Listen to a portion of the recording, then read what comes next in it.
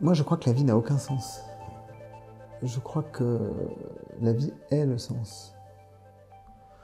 Je crois que la vie, c'est à la fois la chose la plus douloureuse qui me soit donnée d'expérimenter. Il m'est arrivé d'être en colère, souvent, contre la souffrance que je vois chez des clients qui ont tout pour être heureux et qui sont malheureux. Qui sont malheureux parce que dans leur vie privée, souvent, il y a quelque chose qui est fracassé alors que dans leur vie professionnelle, tout va bien, parce qu'ils ne cessent de scoltiner toujours la même angoisse, toujours la même question. Et puis je crois aussi qu'il y a des moments dans lesquels la vie est pleine de surprises, et pleine de bonheur, et pleine d'inattendus. Vous savez, des moments de synchronicité, on va dire, en coaching. C'est des moments où les étoiles sont alignées. Bon, bah, entre les moments d'effondrement et les moments de grâce, la vie n'a aucun sens. Je ne crois pas qu'il y ait un récit filaire dont on peut dire, voilà, j'ai trouvé mon destin, j'ai trouvé ma vocation. Par contre, la vie est le sens. C'est-à-dire, la vie, c'est à la fois ce qui me plonge dans le marasme et ce qui m'en sort. Moi, j'ai eu des effondrements. J'ai eu ce qu'on peut appeler des moments de dépression. Mais ça a été aussi les moments d'éveil. C'est ça qui est incroyable. C'est-à-dire que si j'avais pas consenti à dévisser, si j'avais pas consenti à m'abandonner complètement, à pas pouvoir me lever parfois, à pas pouvoir m'alimenter, j'aurais pas découvert des ressources d'amour de la vie. Parce que le sujet, pour moi, c'est ça. C'est comment la vie m'aide à être de plus en plus dans un rapport d'amour avec ce qui m'arrive, d'amour avec les autres. Je crois que l'énergie de la vie, c'est une énergie d'amour absolue. Et que l'énergie du coaching, on l'appelle confiance, parce qu'il faut appeler ça de façon politiquement correcte, mais c'est une énergie d'amour inconditionnel. Je suis payé pour aimer inconditionnellement mes clients. On fait un métier de prostituée. Alors de prostituées sacrées peut-être, de hiérodules, de vestales, c'est-à-dire de prostituées qui font pas seulement commerce de leur corps, mais qui font aussi commerce de quelque chose de plus immatériel. Mais c'est un métier de prostitution, de don de soi, de don d'amour. Voilà, et je pense que c'est parce que j'ai été en manque de cet amour que je peux le donner. On donne d'autant mieux ce dont on a manqué. Vous savez, je disais tout à l'heure qu'on est un peu les troubadours, les ministres officiants d'un culte en train de s'écrire, enfin les poètes, les bouffons du roi pour des coachs en entreprise. Je crois que c'est dans les contes, c'est dans le Petit Poucet, c'est dans le Chaboté qu'on trouve la clé. C'est dans les Trois Petits Cochons, c'est dans Hansel et Gretel. D'abord, je crois que c'est de consentir au mystère, de consentir que la lumière a besoin de l'ombre, et que derrière les apparences, il y a quelque chose que la réalité recèle toujours. L'enseignement d'un échec est plus intéressant que les paillettes d'une réussite apparente. Ça, une chose à laquelle je crois beaucoup, c'est qu'il y a toujours un enseignement, il y a toujours quelque chose à retirer. Je crois profondément, enfin, qui peut dire à quel moment on a réussi, à quel moment on a échoué Moi, je rencontre beaucoup d'icards, pas beaucoup de narcisses en entreprise. Beaucoup de gens qui se brûlent les ailes. Ensuite, il y a les épreuves qui nous construisent. J'ai une petite nuance par rapport à un concept qui est très à la mode aujourd'hui, qu'on appelle la résilience. Dans une certaine mesure, je crois que les épreuves nous font grandir, mais je crois aussi que les épreuves nous font très mal. Ce qui ne nous tue pas nous fait très mal, comme dit ma femme. Donc, moi, je crois qu'il y a d'abord des moments de résilience.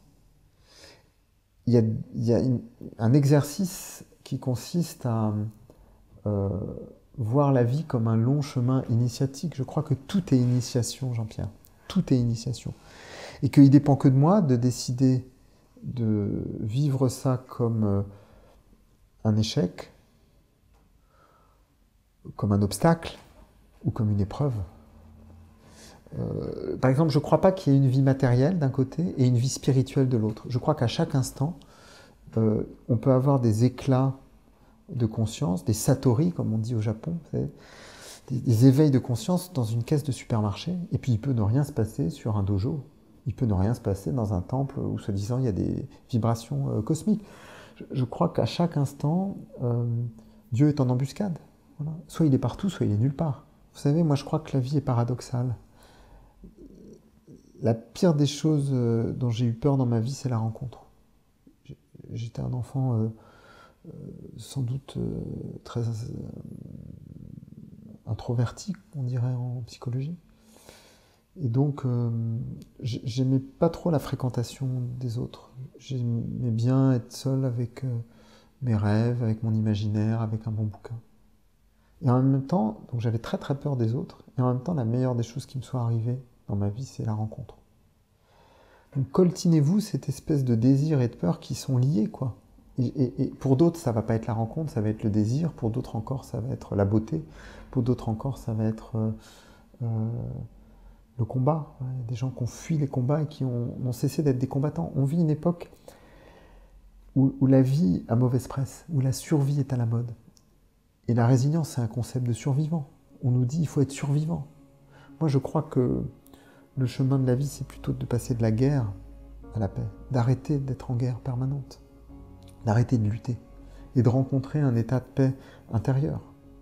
Pour moi, ça a été l'altérité, ça a été la rencontre avec l'autre, c'est-à-dire de dépasser ma peur d'être envahi, ma peur d'être débordé, ma peur d'être incompris, et pour accepter que dans la rencontre, il se passe quelque chose.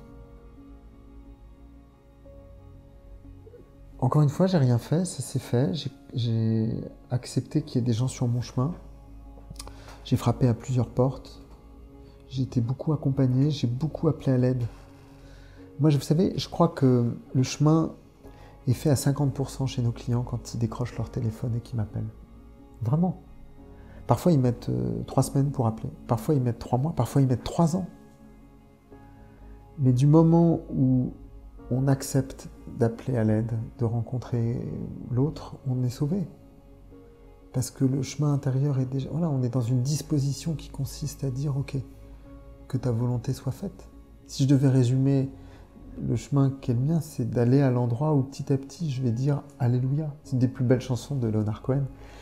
Alléluia. Et voilà, il n'y a plus rien à dire que de consentir à ce que les choses s'accomplissent. Donc comment j'ai fait ?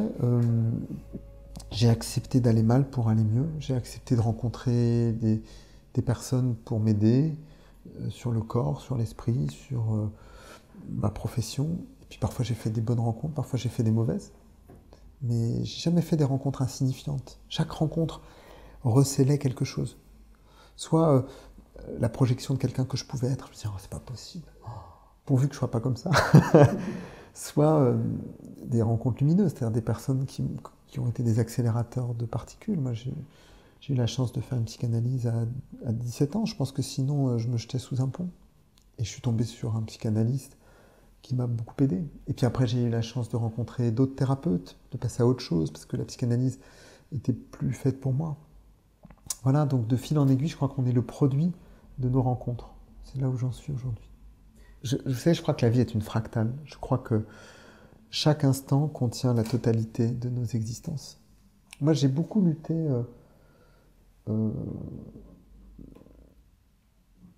pour ne pas vivre. Et je rencontre pas mal de clients qui n'ont pas peur de mourir, ils ont juste peur de vivre. Et donc, du coup, ils ont des conduites à risque. Il y a plein de façons d'avoir une conduite à risque. Il y a les drogues, qu'on connaît, avec les effets qu'on connaît, donc des mécanismes d'autodestruction dans le corps. Mais il y a aussi des conduites à risque plus subtiles. Et moi, je rencontre beaucoup d'addicts au travail. C'est-à-dire des gens qui se jettent à corps perdu dans leur travail pour surtout pas être vivants, pour être grisés, pour être exaltés, pour être vus, pour être narcissisés, tout ce qu'on veut, mais surtout pas être face à eux-mêmes. Et donc, je crois profondément qu'à chaque seconde, on a la possibilité d'être mort ou vif. Il y a beaucoup de morts vivants en entreprise, vous savez. Des gens qui croient qu'ils sont vivants, mais qui en fait sont survivants, sont grisés, sont dans l'adrénaline. Moi, j'ai été accro à l'adrénaline et je me soigne. J'ai eu des rechutes. J'ai connu un burn-out que j'ai raconté dans un livre, enfin, en caméra subjective, parce que je voulais témoigner du fait que même les coachs sont des va-nu-pieds, qu'on n'est pas à l'abri de la chute, mais aussi de la guérison. S'il n'y avait pas eu la chute, il n'y aurait pas eu la guérison. Je crois profondément que c'est à genoux qu'on rencontre sa vérité. À genoux. Vous l'écrivez en 2 mots, en un mot. C'est-à-dire dans un état d'humiliation profonde, involontaire, mais dans lequel on est humble. C'est très à la mode de parler d'humanisme. C'est très à la mode de dire que on est humble. Je crois que c'est un chemin, l'humilité. L'humiliation, ça a une connotation négative parce qu'on entend un processus de honte. Moi, je crois que le chemin vers l'humilité, on peut l'appeler comme ça, c'est un chemin qui passe par nos ombres, qui passe par la confrontation. Je ne crois pas qu'on puisse rencontrer son humilité sans avoir rencontré ses peurs, ses ombres, ses démons. Et c'est pour ça que je parle d'humiliation involontaire, c'est-à-dire finalement exercer son job, c'est s'exercer à être un peu Job. Vous savez, le personnage biblique. J'aime beaucoup la figure de Job, qui a fait couler beaucoup d'encre. C'est un homme pieux auquel il arrive toutes les turpitudes. Et donc il y a une espèce d'injustice ontologique dans le livre de Job. C'est un texte très compliqué.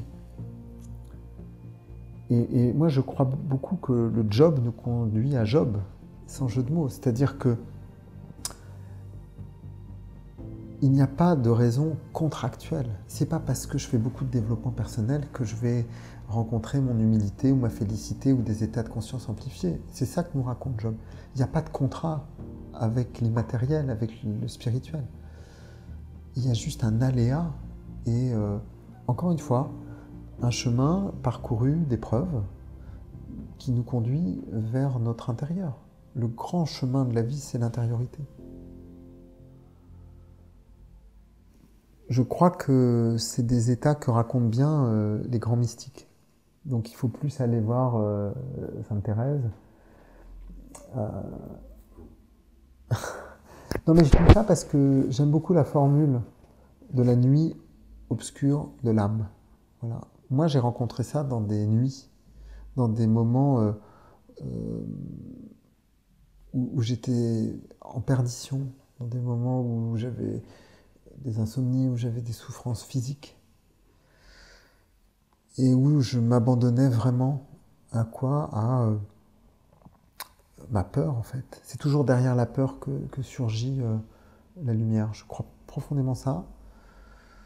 Donc c'est des états de paix intérieure, je peux le décrire comme ça. C'est des états où la question ne se pose plus. C'est aussi étrange que ça paraisse, c'est des états où le mental lâche prise et où il y a juste un sentiment océanique, un sentiment où on fait tout avec le cosmos. Vous savez, c'est ces petits états qu'on rencontre dans la vie où on ne sait plus très bien combien de temps ça dure, on ne sait plus très bien où est-ce qu'on est. C'est des moments d'ivresse, en fait. Moi, je les ai rencontrés derrière l'ombre. Peut-être que d'autres peuvent les rencontrer dans la lumière, mais moi, c'est pas là que je les ai vus. C'est des instants de grâce, je trouve, qui ne nous appartiennent pas. C'est-à-dire que dès que j'essaye de m'en emparer, ils s'échappent. C'est toute la différence entre la magie et le mystère de la vie. La magie, c'est quelque chose qu'on peut reproduire. Il y a des magiciens, il y a beaucoup de magiciens en coaching. Il y a beaucoup de gens qui vous apporteront des réponses. C'est pour ça que vos questions m'embarrassent, parce que je ne suis pas détenteur d'une réponse. Je suis détenteur d'un type de questions qui mène à des questions, qui mènent à des questions. Moi, j'ai peur de plein de choses dans la vie. J'en ai parlé tout à l'heure. J'ai longtemps eu peur de la rencontre. J'ai eu peur de la vie, tout simplement, parce qu'elle recelait. Mais j'ai pas peur d'avoir peur. Parce qu'elle est familière, la peur. Donc à force de l'avoir fréquentée, j'ai pas peur de ce qu'il y a derrière. C'est comme une porte. Moi, je crois que la peur, c'est comme une coquille qui a contenu un œuf un jour, qui a contenu une angoisse. Il y a eu une source originelle, qui est une angoisse périnatale, qui est un abus, qui est un processus d'humiliation, qui est une injustice subie, qui est une angoisse de mort avec un vrai risque de mort dans certains cas. Bon, il y a plein de situations. Je crois que la peur a une racine physique réelle, mais en général, elle survit comme certaines lumières d'étoiles qui sont mortes, voyez. Donc on voit encore la lumière, mais l'étoile est morte depuis des années-lumière. Ben, la peur, c'est un peu pareil pour moi. Donc tout ce qu'il s'agit de faire, c'est d'aller à la rencontre de la peur, sans avoir peur d'elle. Et ça, c'est un travail d'apprivoisement, de domptage de nos animaux sauvages. Donc moi, ma façon de procéder, c'est un peu de coacher les autres, c'est-à-dire qu'à force de rencontrer des êtres humains qui ont des peurs diverses, qui ont des situations de vie diverses, et de découvrir qu'il n'y a aucun danger à nommer sa peur. Je crois qu'il y a une magie dans le fait de passer par le logos. D'autres passent par le corps. Moi, je crois quand même que le langage est un instrument très puissant et que plus j'ai de concepts à ma disposition, plus j'ai de culture générale, plus j'ai de référentiels, plus je vais pouvoir nommer la peur. Et comme par hasard, comme par magie, mais c'est plus qu'une magie, c'est miraculeux, dès lors que je nomme la peur, son fondement s'effondre, vous savez, comme une poutre mangée par les termites. La poutre tient debout, mais il suffit qu'on souffle dessus. C'est comme Indiana Jones. La momie s'effrite instantanément. Donc la peur, c'est notre momie, c'est ce qui nous empêche d'être vivants. Exactement. Je ne crois pas une seconde qu'on puisse dépasser quoi que ce soit dans la vie. Alors vraiment, merci de dire ça. Je ne pense pas qu'on puisse dépasser sa peur. Je ne pense pas qu'on puisse dépasser ses trophées. Je pense juste qu'on puisse se mettre au rythme de la vie. C'est-à-dire se mettre au diapason de notre ange gardien, si on croit à l'ange gardien, de notre ombre. Moi, j'aime beaucoup l'histoire de James Matthew Barrie et de Peter Pan. Parce que le syndrome de Peter Pan, il est très contemporain. On vit une époque qui nous entretient dans un état d'infantilisme. Il nous dit, soyez des enfants, restez des enfants, consommez. N'allez pas à la rencontre de votre moi adulte. Et Peter Pan, ça n'est pas un personnage sympathique. Contrairement à ce que Disney en a fait, moi, ma lecture de James Matthew Barrie, c'est que c'est un personnage qui refuse d'avoir une ombre. Il a peur de son ombre. Et en fait, qui séquestre les enfants perdus. Je crois que l'alternative à ça, l'antidote à l'infantilisme, c'est de consoler son enfant intérieur. C'est de rencontrer son enfant intérieur. Parce que derrière la peur, il y a un enfant blessé. Et un de mes grands credos, c'est que ce qui marche en coaching, c'est d'aller à la rencontre de l'enfant qu'on a été et de faire émerger son enfant intérieur. C'est-à-dire c'est l'enfant créatif qui est en nous et qui continue à vivre en nous. Et c'est à ce titre-là qu'on devient adulte. Le chemin de croissance, c'est un chemin adulte. Qu'est-ce que c'est qu'être adulte? C'est une asymptote, c'est quelque chose vers laquelle on tend. Je ne suis pas sûr qu'on soit adulte, ni vous ni moi, mais on essaye de sortir de cette adolescence, c'est-à-dire de cet état dans lequel on n'est bien ni dans l'enfance, ni dans l'adulte. Il y a 3 émotions qui caractérisent la vie adulte pour moi, et à laquelle il s'agit de s'entraîner. Enfin, on passe notre vie à s'entraîner à être adulte. La première, c'est la patience. Est-ce que je vais être patient? Est-ce que je peux accepter que les choses arrivent à point nommé dans ma vie? Difficile, hein? À l'heure des réseaux sociaux, de l'instantané, du digital, d'être patient. La deuxième émotion de l'adulte, c'est la déception. Est-ce que je peux accepter de vous décevoir? Est-ce que je peux accepter que cette interview n'amène rien de bon? Si j'ai pas cet état-là, je me mets dans un stress terrible. Est-ce que je peux accepter d'être déçu aussi? De me dire, mais Jean-Pierre va jamais mettre la vidéo en ligne, il va rien se passer. Ce saut dans l'inconnu, c'est le même état dont on parlait tout à l'heure, la déception.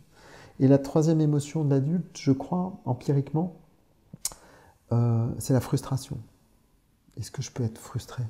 Est-ce que je peux me sevrer d'avoir toujours plus de choses? Je crois que le coaching, c'est passer de l'avoir à l'être, passer de la peur à l'amour inconditionnel. Ni plus, ni moins. C'est d'une simplicité biblique.